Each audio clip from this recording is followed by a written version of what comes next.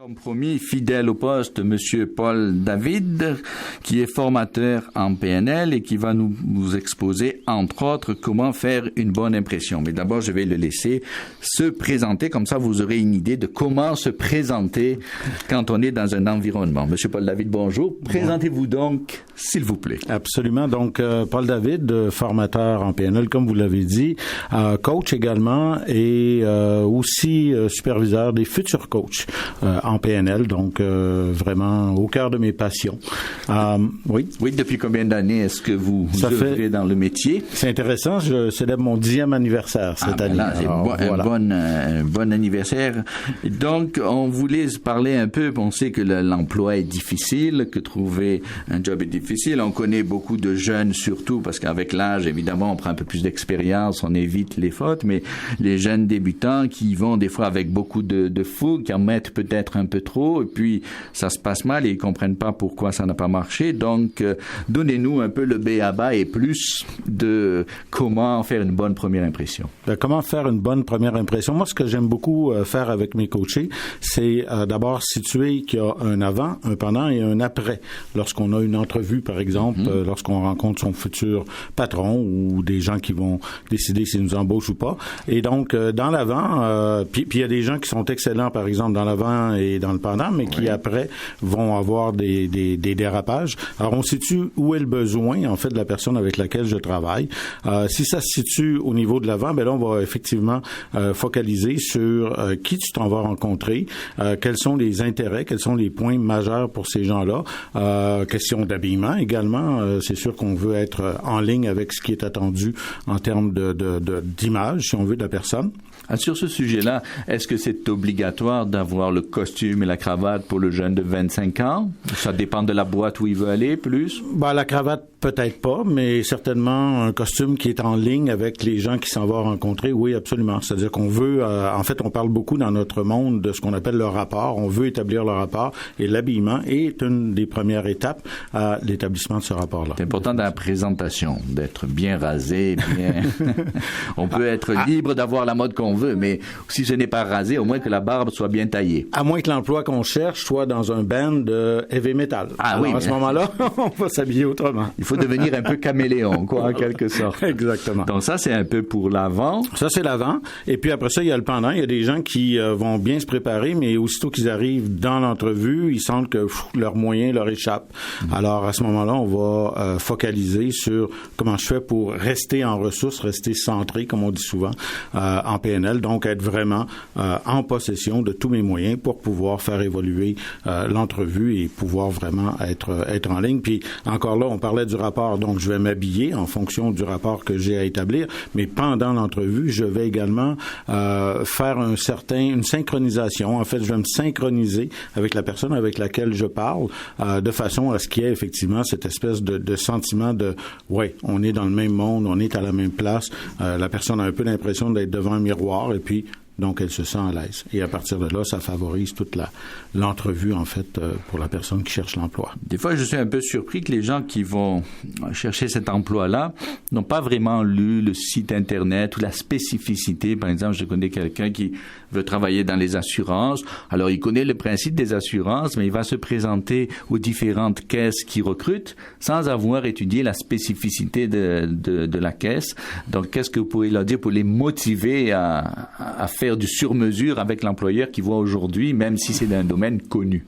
Ouais, j'aime beaucoup vos mots sur-mesure, en fait.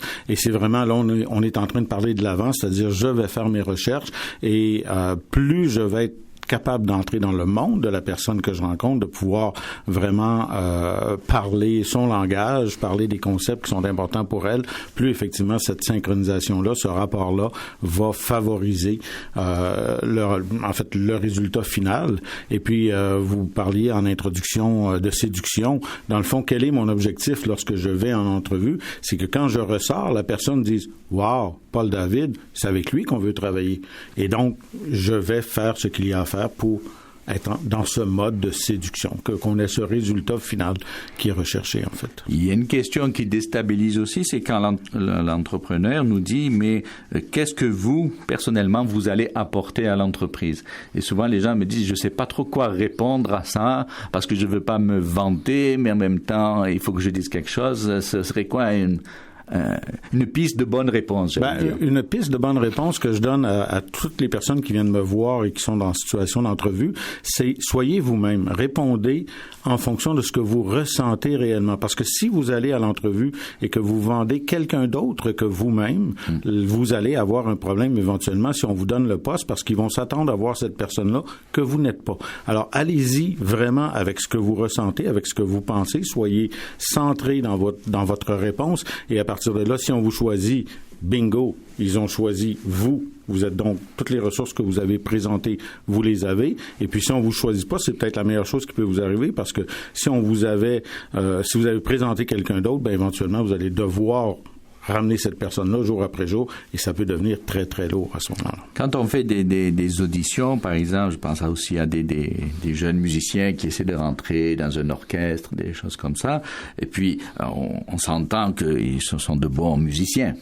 Parce qu'arriver à ce niveau-là, mais des gens, même leurs professeurs, des fois leur disent, je vois pas de défaut majeur, et donc ils sont un peu perdus parce qu'ils se demandent, mais pourquoi est-ce que je suis refusé? Comment on essaie de voir, en demandant à d'autres personnes, mais comment on essaie de voir quel est le point qui va pas dans notre présentation? Ça peut être la façon d'être habillé, la façon de parler. Comment on essaie de trouver mon point critique, j'allais dire. Ouais, en fait, il y a un terme qu'on utilise souvent dans le monde de la PNL qui s'appelle la métacommunication, qui est de la communication sur la communication. Et la personne qui viendrait me voir et qui me dirait, écoute, j'ai eu 5 entrevues et dans les 5 cas, tout semblait fonctionner, mais en bout de ligne, je n'ai pas eu le résultat que je voulais. Je lui suggérerais de rappeler ces gens-là ou de rencontrer ces gens-là et d'aller chercher cette information. Ça peut être effectivement l'habillement, ça peut être plein de trucs. Et en même temps, plutôt que de faire je vais utiliser le mot anglais guessing, mais plutôt que de présupposer que voici ce qui n'a pas marché, je vais aller chercher l'information de façon très humble, tout simplement pour être en mesure de m'améliorer, parce qu'un des principes de la PNL qu'on utilise beaucoup, c'est qu'il n'y a pas d'erreur, il n'y a que du feedback. Donc, je considère pas que j'ai manqué mon coup pendant 5 fois, par exemple, 5 entrevues. Je vais plutôt considérer que je vais aller chercher l'information qui est là pour moi pour que la 6e soit vraiment mieux alignée vers les objectifs que j'ai. Je pensais à une personne en particulier, donc le reproche entre guillemets qu'on le fait pour pas la prendre dans de grands orchestres, même si elle est remplaçante, mais elle n'est pas assez pour devenir titulaire, c'est de dire que sa façon de jouer, moi je connais rien en précision, mais sa façon de jouer est jeune et puis l'orchestre il veut une façon plus posée ou je ne sais pas, ou plus vieille entre guillemets. Et puis évidemment quand on est jeune on peut pas avoir 30 ans d'expérience et avoir démarré la semaine dernière. Donc comment on peut défendre ce point si on lui dit votre musique est disons trop jeune pour faire simple? Qu'est-ce qu'elle peut donner? En fait, ce que je suggérerais à cette personne-là, ce serait de modéliser. C'est un des termes qu'on utilise, c'est-à-dire qu'on va chercher l'expertise des gens qui ont ce que nous voulons reproduire. Alors, par exemple, si elle a accès à l'orchestre et qu'il y a 2 ou 3 musiciens qui lui sont pointés en disant ceux-là, c'est le modèle, c'est ça qu'on voudrait entendre lorsque toi tu joues, on pourrait aller modéliser ces gens-là, donc vraiment aller voir quels sont leurs comportements, quelles sont leurs stratégies, quelles sont leurs croyances, quels sont leurs critères, qu'est-ce qui est important pour eux lorsqu'ils jouent, et éventuellement adopter cet angle, si on veut, pour sa propre musique. Donc, c'est une des pistes qui est très utilisée en PNL. On a modélisé plein de gens historiquement très connus, les Walt Disney de ce monde, et plein de gens qui ont eu du succès. Et on a regardé qu'est-ce qu'ils faisaient, qu'est-ce qu'ils croyaient, ces gens-là qui ont amené ces succès-là. Et puis, on réutilise ça lorsque c'est nécessaire pour une personne. On peut s'inspirer, par exemple, aussi de Guy Laliberté, qui, quand on regarde son projet à la base, moi, quand je suis arrivé au Québec, et comme on a dit, voilà, il y a le Ciel du Soleil, puis c'est un succès mondial. à la base, moi, mais je suis pas du métier, mais je n'aurais pas mis $10 dans son projet parce que j'aurais dit un cirque, il y en a plein, etc. Mais c'est ça, lui, il avait cette force, cette vision de trouver ces gens inspirants. Est-ce que vous notez des différences entre les attentes des jeunes qui veulent se faire embaucher par rapport aux aînés ou aux gens d'âge mûr de 40-50 ans? Il me semble que les jeunes de 20-25 ans, ils veulent, oui, un emploi, mais ils ont comme des conditions, chose que nous, on n'avait pas à la tranche de 50 ans. Ils veulent que l'emploi leur permette de se développer et puis ils veulent pas qu'on leur assigne des tâches qui ne sont pas directement à eux. Des fois, je me dis, ils sont pas tout à fait flexibles ou réalistes. C'est tout à fait vrai. Et en même temps, en coaching, on va travailler sur ce dont la personne a besoin. Alors, si effectivement c'est un manque de flexibilité qui fait que la personne ne se fait pas embaucher, on va regarder d'où il vient, en fait, ce manque de flexibilité-là, et on va surtout concentrer sur qu'est-ce que tu as à faire pour devenir un peu plus flexible et donc rencontrer des attentes des gens pour lesquels tu as envie de travailler. Si tu as vraiment envie de travailler, ça aussi, c'est un autre truc qu'il faut peut-être regarder en amont. Donc, s'assurer effectivement qu'on va aller, tout à l'heure, vous avez utilisé le terme du sur-mesure, et donc on va faire du sur-mesure avec la personne, trouver ce qu'elle a à travailler pour atteindre son objectif. Est-ce que d'une façon caricaturale, générale, vous constatez ce phénomène que les 20-25 ans ont plus, j'allais dire, d'exigences? Parce qu'à la limite, on le comprend mieux de quelqu'un de 50 ans parce qu'on dit qu'il a des exigences parce qu'il a aussi une expérience. Il a 20-30 ans d'expérience, alors on comprend que on peut pas lui faire, comme on dit, vider les poubelles. Mais un jeune de 25 ans, c'est pas qu'il va vider les poubelles, mais on comprend ce que je veux dire. Donc, est-ce que vous constatez ça, que les jeunes sont comme ça? Ou en fait, j'ai envie de vous dire que dans le métier de coach, on évite les généralisations. C'est-à-dire que je vais plutôt prendre la personne là où elle est. Oui. Dans certains cas, c'est vrai que ça va être ça et c'est là-dessus qu'il faut travailler. Puis dans d'autres cas, c'est complètement autre chose. Donc, au point de départ, je pars avec un esprit, je vous dirais, neutre. J'écoute ce que la personne me dit, on fixe les objectifs et à partir de là, on va se diriger vers ce qui est bon pour elle. C'est-à-dire que la différence des générations, X, Y, tout ça, je comprends que chacun est unique et vous le prenez séparément, mais en faisant après, j'allais dire, une espèce peut-être de statistique des gens que vous avez eus, est-ce que vous retrouvez ça ou pas plus que ça? Non, je ferais pas. C'est un mythe urbain, comme on dit. C'est des statistiques. C'est sûr qu'il y a certaines tendances globales qui peuvent être observées, mais encore une fois, moi, ma philosophie du coaching, c'est changer le monde une personne à la fois, et c'est vraiment la personne qui est devant moi qui m'intéresse, pas nécessairement la génération dont elle fait partie ou le groupe social ou peu importe. Alors. En vous disant ça, je faisais référence à un article qui était passé dans la presse où Madame Linda Rouleau, qui est professeure à HEC Montréal, disait, entre autres, c'est sans compter le défi, elle parle des jeunes, que représente la gestion des employés issus des générations XY, donc c'est assez jeunes-là, qui sont plus exigeants, ils carburent aux défis et veulent qu'on les aide à développer leur plein potentiel. Et elle dit que c'est pas toujours évident quand on arrive avec ce profil pour s'intégrer dans une entreprise, même si on a les disponibilités, parce qu'ils disent que les personnes en place peuvent se sentir un peu comme poussées vers l'extérieur. On envoie les vieux à la retraite.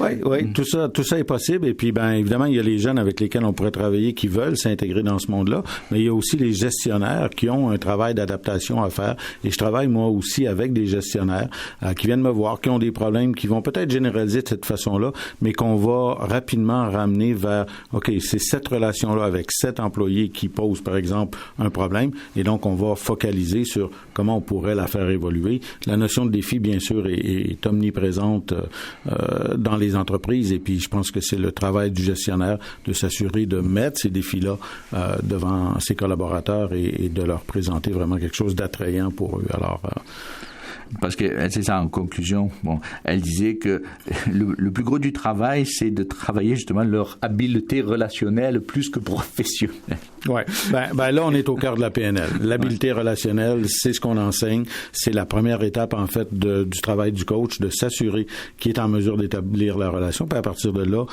de cheminer avec son client, et c'est ce qu'on transfère également à nos clients. J'ai même eu la chance de travailler avec un médecin qui disait que dans son monde, ils n'avaient pas l'occasion de se former à cette notion de relation, et qui disait que ça venait changer effectivement la façon dont il faisait de la médecine à partir du moment où il mettait plus d'emphase sur la relation que ce qu'il faisait auparavant. Donc, Très bien. Donc, peut-être aussi, on pourrait se demander si à l'université, ils mettent assez l'emphase sur l'habileté relationnelle. Non, selon moi, non. Définitivement pas. Mais c'est ça que je comprends. En faisant une lecture croisée de ce que dit cette professeure de HEC, Madame Linda Rouleau, ce que vous dites, vous, je me dis que le point manquant, parce que souvent, on entend des jeunes, moi j'en ai aussi, qui disent, ah ben là, dans mon métier, là, on débute à 40 000, et puis s'il y en a un qui lui dit qu'il va débuter à 39 999, là, il se sent insulté.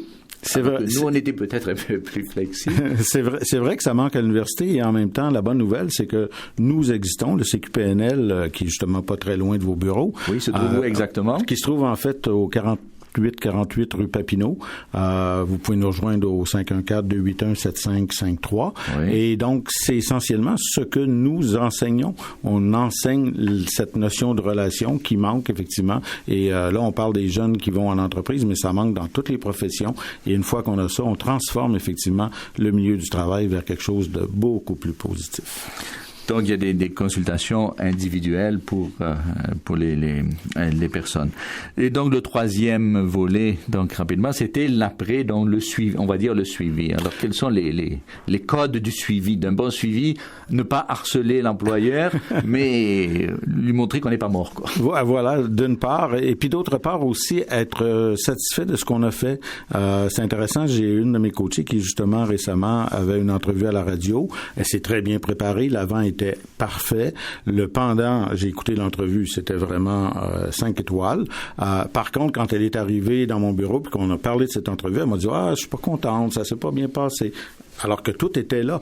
Et ce qu'on a identifié, c'est qu'elle avait un côté très perfectionniste. C'est-à-dire que pour elle, aurait fallu que ce soit toujours le bon mot, exactement à la bonne place, sur le bon minutage. Et c'est ce qui faisait qu'elle était déçue de l'entrevue qu'elle avait donnée. Et une des phrases que j'aime beaucoup utiliser dans ces cas-là, c'est de dire, dans le fond, la perfection n'est pas requise.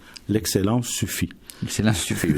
ce qui est déjà beaucoup. C'est à peu près le temps qu'on avait. Ça passe vite. Je vous remercie beaucoup d'être venu nous voir. Et puis, on se laisse sur ce monde donc, de la compétition et avec une chanson qui est Les copains d'abord, parce que dans la vie, l'amitié compte aussi, même plus que le travail. Merci beaucoup, Monsieur Paul David, d'être venu nous parler avec le CQPNL, entre autres. Vous pouvez rappeler nous le site, la référence du site. On est au 48 rue Papineau, au 514-281-7553. Merci beaucoup et au plaisir de se retrouver. Merci à vous, Joël.